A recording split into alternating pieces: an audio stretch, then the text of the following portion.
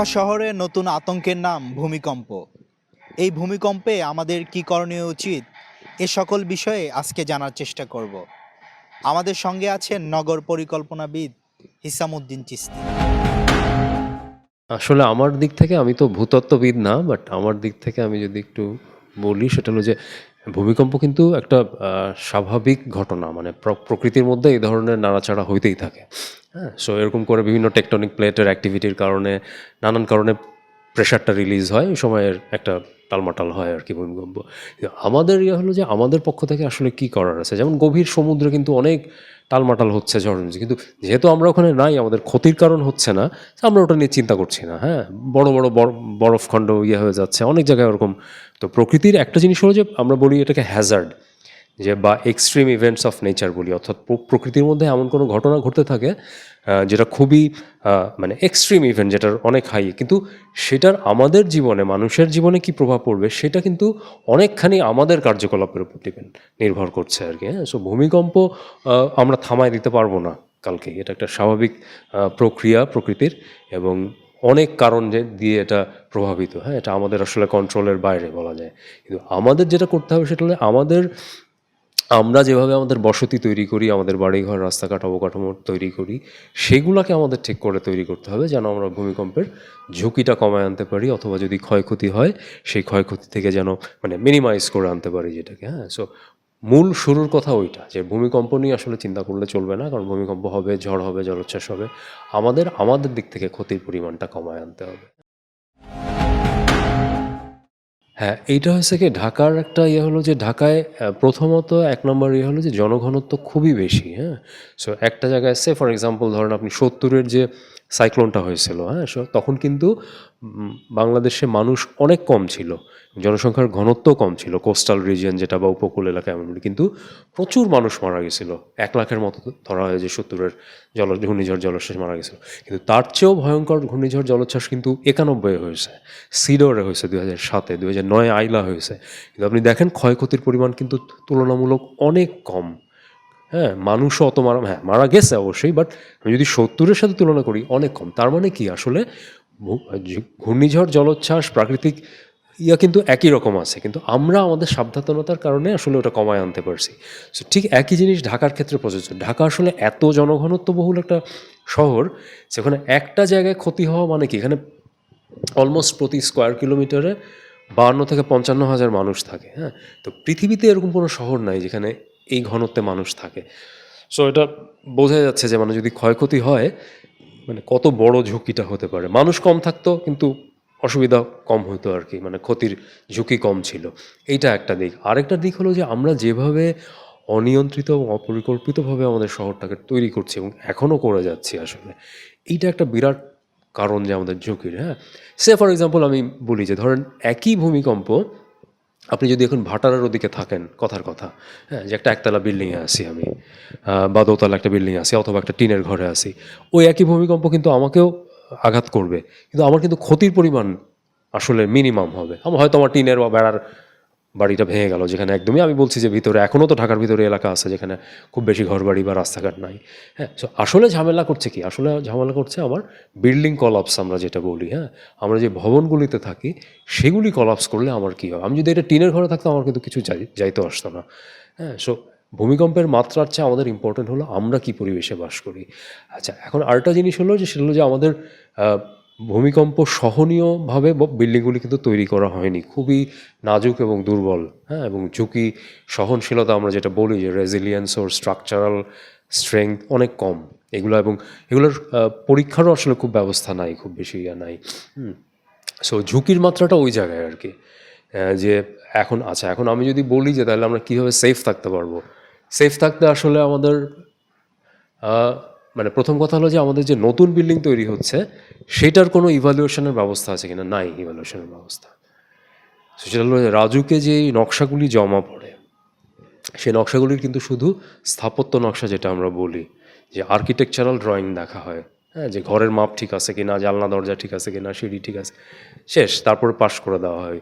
কিন্তু ভবনটার স্ট্রাকচারের কী অবস্থা, হ্যাঁ, মানে ওর কাঠামোগত নকশা ঠিক আছে কিনা, রড কী পরিমাণ দেওয়া হয়েছে যেটা ওটা ভূমিকম্প সহনশীল, অ্যাসেসমেন্টই কিন্তু করা হয় না, হ্যাঁ, এবং এটা করার কোনো ব্যবস্থাও রাজুকের কাছে নাই। আমি যদি ঢাকার রেসপেক্টে বলি, কারো কাছেই নাই, চিটাগাঁও নাই, এত এগুলো আমি জানি, মানে আমার যতটুকু জানা আছে এ পর্যন্ত। মাঝখানে একটা কথা হয়েছিল যে স্ট্রাকচারাল ড্রয়িং জমা দিতে হবে, কিন্তু সেটা জমা দিলেই তো হবে না, কে ওটা অ্যাসেস করবে, ওই লোকটা তো থাকতে হবে, ওই লোকবলটা তো থাকতে হবে, সেটা তো স্টিল ওদের নাই। হ্যাঁ, তো এটার যেটা হয়েছে যে রিসেন্টলি একটা প্রজেক্ট হয়েছিল ওয়ার্ল্ড ব্যাংকের ফান্ডিংয়ে, আপনার 2019-20 থেকে শুরু করে বাইশে বোধহয় শেষ হয়েছে, ইউআরপি বলে একটা প্রজেক্ট হয়েছে, আরবান রেজিলিয়েন্স প্রজেক্ট। সেই প্রজেক্টে কিন্তু বলা হয়েছিল যে রাজুকের মতো অর্গানাইজেশনগুলির আন্ডারে আরবান রেজিলিয়েন্স ইউনিট, নতুন করে একটা ইউনিটি করতে হবে, যারা আসলে এই অ্যাসেসমেন্টগুলি করবে, যে যখন নকশা জমা করা হচ্ছে সেই নকশাটা ভূমিকম্প সহনশীল কিনা, তারপরে মানে সোজা কথা এই রিলেটেড যা যা ব্যবস্থা নেওয়ার কথা সবগুলি নেওয়া হয়েছে কিনা। আর শুধু এটাই তো মূল কথা না, এটা তো ভবনের একটা ব্যাপার গেল আমার, এটা হলো ফর্মাল। আর এর বাইরে আসলে ইনস্টিটিউশনালগুলির অনেক কিছু করার আছে, হ্যাঁ।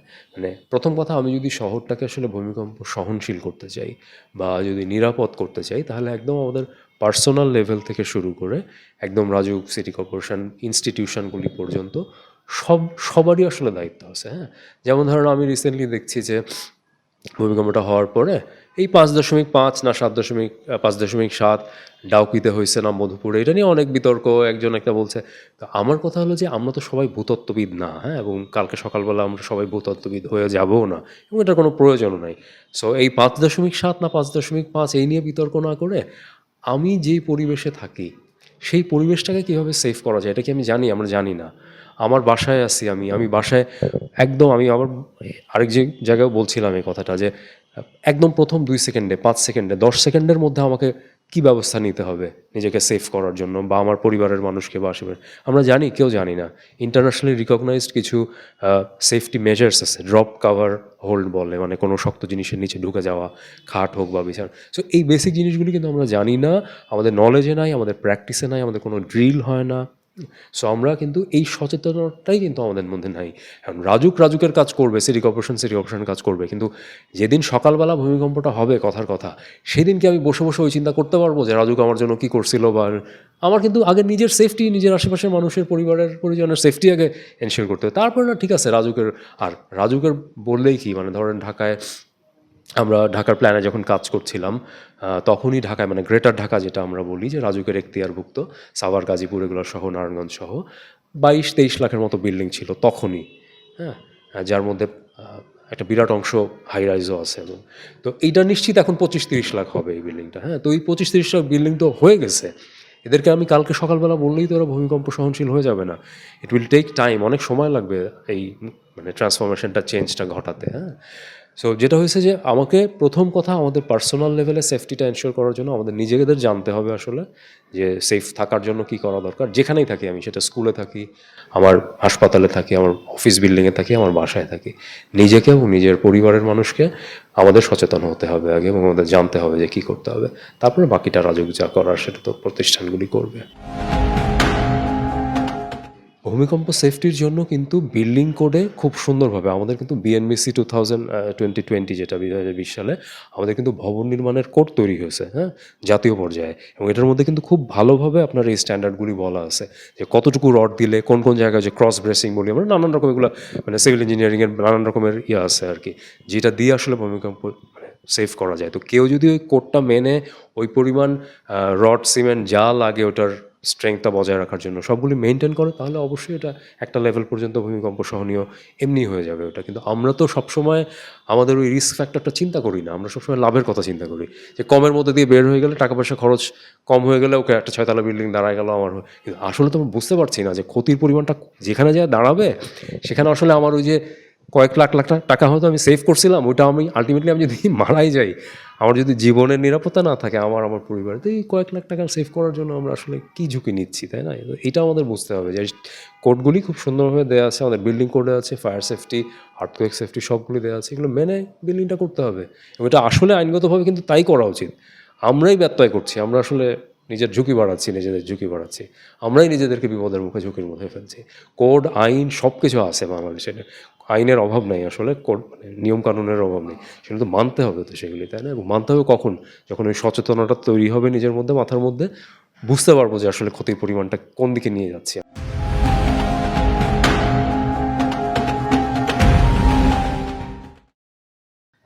আসলে ভূমিকম্প এমন একটা জিনিস যেটা আসলে প্রেডিক্ট করা এখনও আসলে মানুষের ওরকম ইফেক্টিভ কোনো ইয়া নাই। হ্যাঁ, বন্যা হলে ঘূর্ণিঝড় হলে সেটা আগে থেকে বলা যাচ্ছে যে হ্যাঁ, আমরা দেখতে পাচ্ছি যে এটা আসছে, সো আমরা সাবধান হইলাম, 2 দিন টাইম পাইলাম, 3 দিন টাইম পাইলাম। ভূমিকম্পটা একেবারেই অন্যরকম। মানে মাটির নিচে 5, 10, 20 কিলোমিটার নিচে কি হচ্ছে মানে উই নেভার নো। এখনও আমাদের ওই টেকনোলজি ওই ইয়া না। হ্যাঁ, খুব ইফেক্টিভ কিছু এখনও তৈরি হয়নি। হ্যাঁ, অনেকেই চেষ্টা করতেছে। ইউএসজিএস যেমন একটা ওয়ার্নিং দেয়, কিন্তু সেই ওয়ার্নিং কি, সেটা হওয়ার সাথে সাথে ওয়ার্নিং, কিন্তু আগে থেকে যে 3 দিন আগে থেকে যে না অমুক জায়গায় ভূমিকম্প ঘটতে যাচ্ছে, এখন পর্যন্ত এরকম কোনো কিছুর ইয়া হয়নি, অ্যাটলিস্ট আমার জানা মতে আমি কোথাও দেখিনি। হ্যাঁ, সো এইটা যেহেতু সম্ভব না, সো আসলে মানে হুড়াবাড়ি করে মানে ঢাকা শহর আসলে ছেড়ে যাওয়ার এমনিও অনেক কারণ আছে, সেটার জন্য ভূমিকম্প লাগবে না। যে বায়ু দূষণ, যে দূষণের মধ্যে আমরা বাস করি, আমাদের বিশেষ করে বাচ্চাদের আমি বলবো যে আমরা যে রিস্কে রাখছি, হ্যাঁ, সো ওগুলো যদি চিন্তা করি তাহলে ঢাকা শহর ছেড়ে যাওয়ার আসলে এমনিই অনেক কারণ আছে। ভূমিকম্পের জন্য ছেড়ে যাওয়ার আমি কোনো কারণ দেখি না। আর সবার পক্ষে তো আর সেটা সম্ভব না, কারণ আমাদের কাজকর্ম, চাকরি বাকরি, শিক্ষা, ইয়া পড়াশোনা সবই এখানে আছে। হুট করে আমি তো চলে যাই, হ্যাঁ, কেউ যদি পারে চলে যেতে তো ভালো, তাকে আমি বলবো যে সাধুবাদে জানাবো, কারণ এত বিষাক্ত এরকম দূষিত একটা নগরীর থেকে যদি বের হয়ে যায়, ভালো থাকা যায়, ভালো। কিন্তু ভূমিকম্পের কথা চিন্তা করে সবাই আসলে শহর ছেড়ে যাবে, এটা রিয়েলিস্টিকও না আসলে। So, আসলে জানতে হবে ওইটা যে আমি নিজে পার্সোনালি সেফ আছে কি না, আমার বাসা বাড়িটা, ঘরটা আসলে সেফ আছে কি না। হ্যাঁ, সেটা বাড়ির যদি আমি যদি ভাড়াটিয়া হই তাহলে বাড়ির মালিককে বলা যে আপনি কি করছিলেন, কীভাবে তৈরি করছিলেন, এটা ভূমিকম্প যদি সহনীয় না হয়, এখন কিছু মেজার্স আছে, রেট্রোফিটিং বলি আমরা, সব বিল্ডিংয়ে সবভাবে হয়তো করা যাবে না। নতুন অনেক বিল্ডিং হয়তো এমনিতেই ভূমিকম্প সহনীয় হইতে পারে, আমি জানি না, অনেকেই হয়তো করে। যারা করেনি তাদের ক্ষেত্রে রেট্রোফিটিংয়ের ব্যবস্থা আছে, কিছু মেজার্স নিয়ে কিছু কলাম পিলার বাড়াইয়া করে এটাকে একটা সেফটি জায়গায় নিয়ে যাওয়া সম্ভব। হ্যাঁ, সেরকম নানান আমাদের পার্সোনাল পর্যায় থেকে শুরু করে প্রাতিষ্ঠানিক পর্যায় পর্যন্ত অনেক কিছু করার আছে। হ্যাঁ, সো এই প্রথম কাজ হলো আমাদের ওই জিনিসটা মাথায় রাখা, কারণ যেটা হয় যে আসলে এই 2-3 সপ্তাহ অনেক টালমাটাল হবে, তারপরে আমরা কিন্তু আবার ভুলে যাব, যার যার জীবনে আমরা ফিরে যাব। আগুন লাগার পরেও তাই হয়েছিল, বেশ কিছুদিন হইচই চলছে, ইয়ে চলছে, তারপর আমরা ভুলে গেছি।